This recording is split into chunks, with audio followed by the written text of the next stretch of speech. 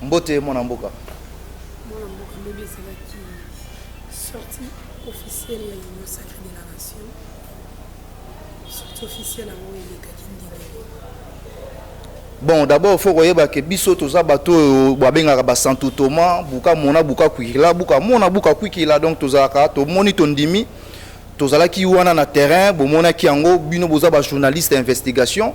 Mokili mobimba ba kinois bazaki mobilisé en fait d'ailleurs ba ki na stade ça juste ka échantillon et ça expression il y a attachement envers le président de la République, c'est-à-dire il y a pas une bonne manière ou une manière mususu très spéciale autre ko exprimer attachement na tozana ngona Fati Beto Muka Tombolo et ça là ya ko répondre présent. Le stade était plein à craquer, plein comme un œuf. De Kezalaki, on va bien un embouteillage humain. Donc, c'est-à-dire, c'était noir d'hommes. Donc, noir de fait, il y a plein, il y a batou. De l'intérieur comme de l'extérieur. Donc, Moutoroya, nango, doute, tembe, ponga moko, nango, namuta tembe, makasi. Nazaye na terrain, namoni nandimi, quoi. Donc, pour nous, le combat politique pour nous, c'est la préservation de lutter pour continuité reconduire le président de la République à un mandat avec une majorité aisée. Et ça soutient tout ça la liputa qui zobazoba quand la koto ndambo kangisi et ça liputa ninge zalaki à l'époque à FCC cash ti to sangana bato to sangana bongo moralité. Union sacrée et ça makambuya o eza sacrée unité pour l'intérêt ya Congo. Donc ça dit il y a tout oyo Fati Beton toujours bunda pour aleka et puis toujours en majorité à Kimiano sur Angolo en Colo. Donc c'était ça quoi, c'était une réussite. Et ça peut déjà pour le président de la République à se rendre compte Allah la poignée ba bébé ndenge mokonga koba loba yemoko le sphinx bola la poignée ba bébé donc Fati Beton Allah la po majorité en on a déjà et puis tu retravailler dur pour te concrétiser yango parce que déjà peuple congolais ba kinois qui n'est allé miroir ya RDC. Je crois que déjà dans ma province, dans tous les coins de la République, Jupembela, Moni, Bakino, Basali, Bangonio, Sokuna, Nasima, Tikalika, imprimé. Na niveau ya Chumbaki, Tutina, Mwanda, Barosalango, na niveau ya Bokungu, Kuna, Nekwate, Barosalango, so Kekuna, na Kambo, na Okatanga, Barosala, Okitina, Chikapa, na Kasai, Barosala. Donc, et ça déjà, alors, qui ne sali, ça veut dire que va retomber dans de manière démembrée, Tina, ma province. Mais à mon amour,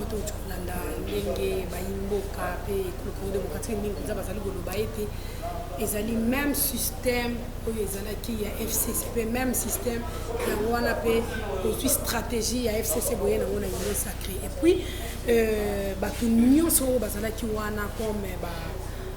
responsable, l'union sacrée, FCC. Non, au moment le problème n'a pas de Congo, un problème d'homme. C'est un problème d'homme. C'est-à-dire, et c'est l'homme, le système est dans la personne. Aujourd'hui, avec Fati Beton, ça n'est pas mon côté. Parce que d'abord, il faut se rendre compte qu'il y a un système, le rôle de système. Déjà, des Pessiens. Déjà, nous sommes dans le pouvoir, mais nous menons notre propre autocritique à l'interne.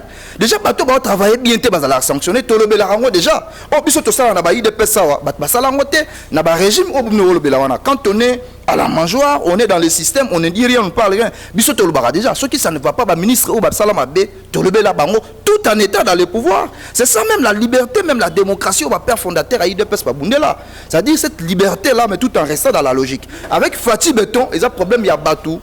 Et ça, mon bout, exorcisation. C'est-à-dire que nous exorciser, ça veut dire qu'on change ça de baptême. C'est-à-dire qu'on change la physiquement, mais on change la mentalité, la système. Les lots, tout le monde a une interpellation.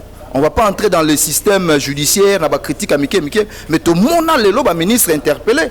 Tout les lots, on va pas en trésor public pour dire que non, IGF Azali. IGF a commencé à exister depuis Kala, depuis les années 70. Donc, vers les années 80. Mais on dirait Ezalate, structure, on dirait Botamine les lots à l'époque à Fati. Ezali, donc, la veut dire les animateurs politiques aujourd'hui, il y a l'État, Ezali, il y a l'État, il y a ils sont cotisika kalobok on a trésor à Siliki. Donc, je parle du trésor public. Côté la Lelo, l'union sacrée, c'est une sortie officielle. Mais tu as vu que du début, il y avait une personne qui avait créé l'union sacrée. Jean-Marc Kabouno a bundaka pour l'union sacrée et créé Azati. Est-ce qu'il y a des fois même si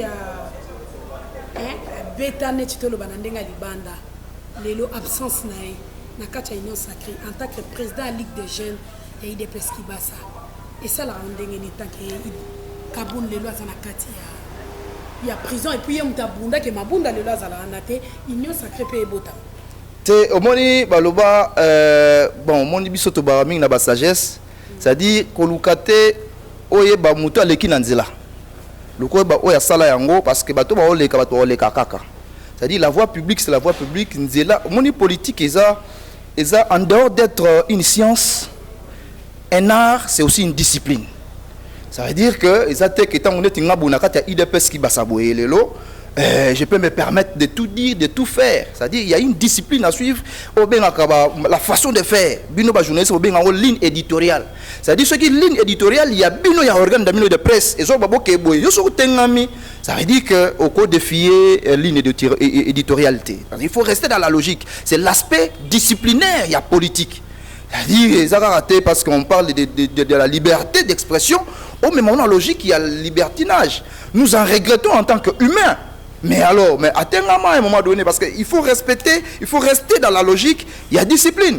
Et la vie continue, même la continuité des services publics et la politique, ils ont travailler, mais on ne peut pas se considérer indispensable. Toujours, il faut politique et machine. La machine, lorsque ça bloque, il faut la lubrifier.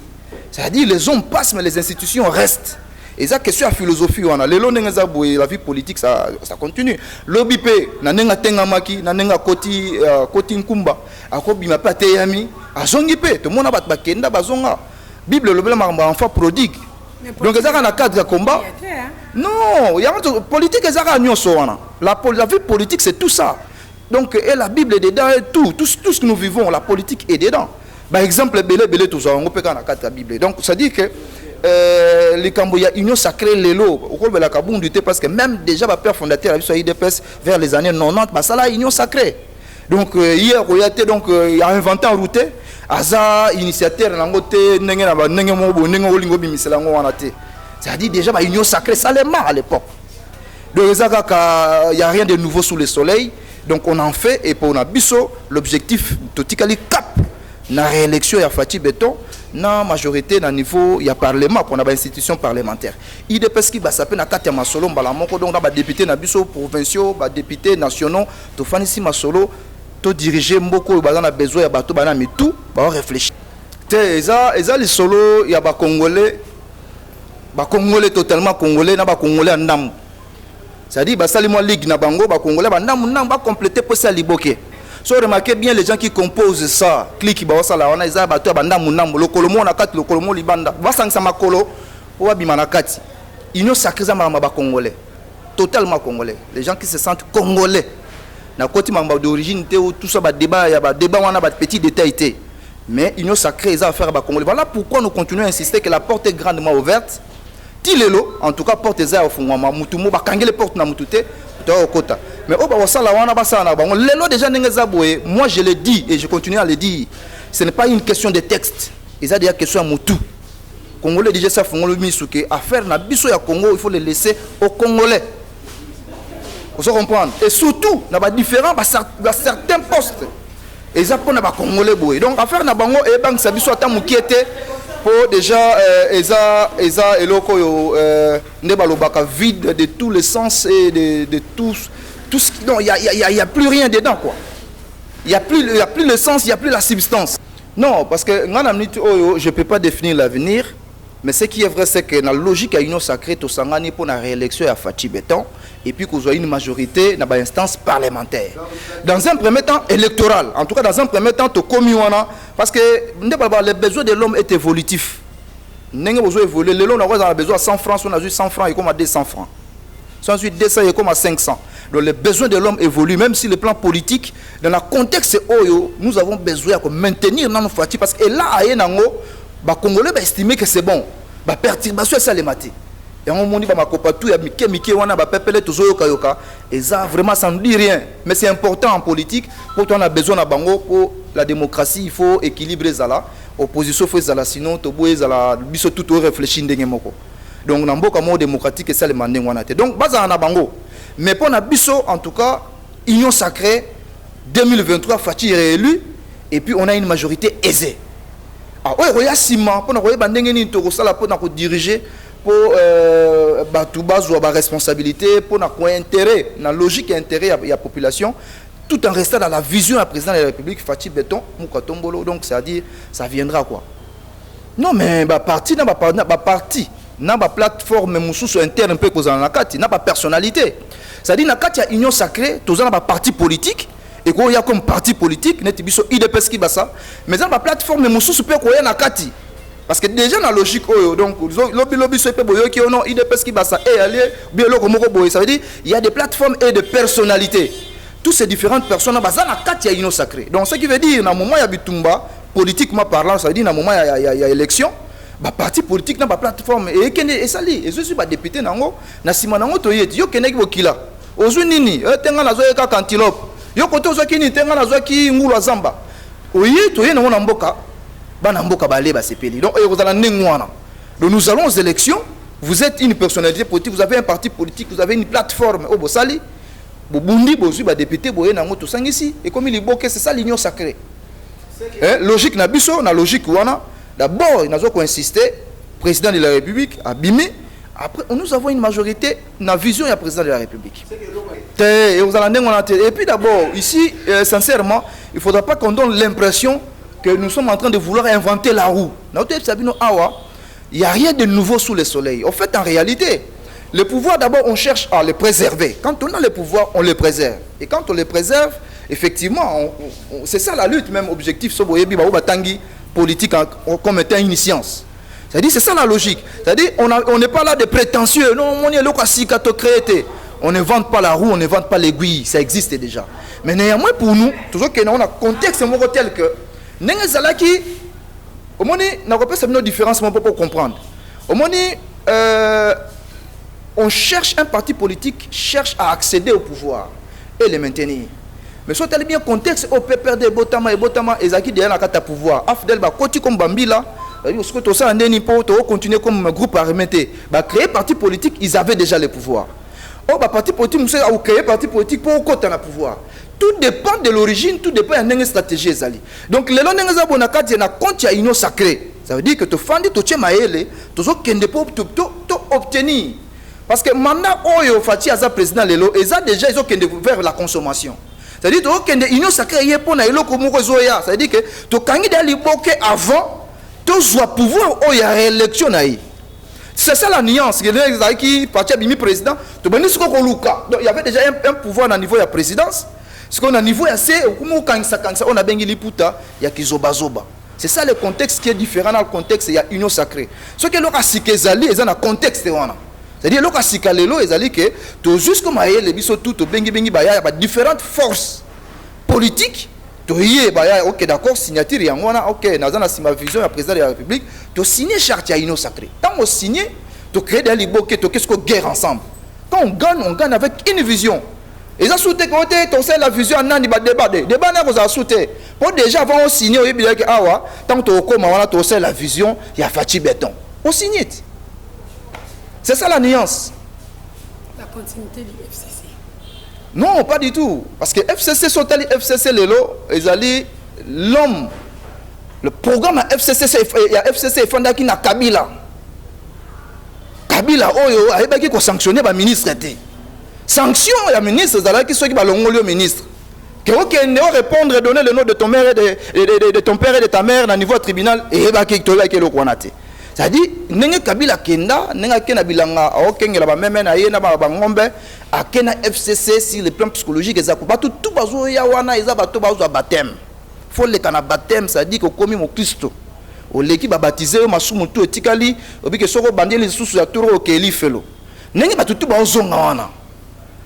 Et ça ne ba une nouvelle personne renouvelée, donc nouvelle naissance.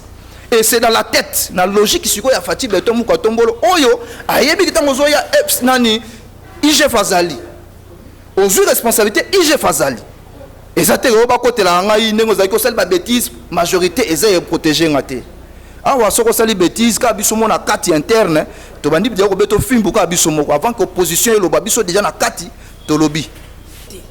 Te en tout cas élection aux ala. d'abord biso tout olingi élection parce que yango wana la volonté politique qui est biso pour la biso élection il faut ezala parce que ils ont la carte il y a constitution c'est-à-dire mandat ils ont mandat quinquennat ils ont 5 ans n'enge constitution lobby pour la biso en tout cas bah il la biso va jeter et puis il a mis occasion même pour interpeller déjà nani cas dans le président Yasseni Kadima il y déjà en tant que structure d'appui à la démocratie biso tous on a besoin d'élection toujours qu'on insister et puis tu as sortie officielle na Marty Pambaté c'était pas une activité pour rire on est très sérieux le fait de mobiliser tout ça sortie officielle à l'union sacrée constitution et ça na carte de constitution élection il y aura élection ce que vous avez makambo ngana za membre sénité pour nous avoir des problèmes techniques wana bango mais en tant que politique nous attendons les élections comme tous les restes des Congolais nous attendons les élections en 2023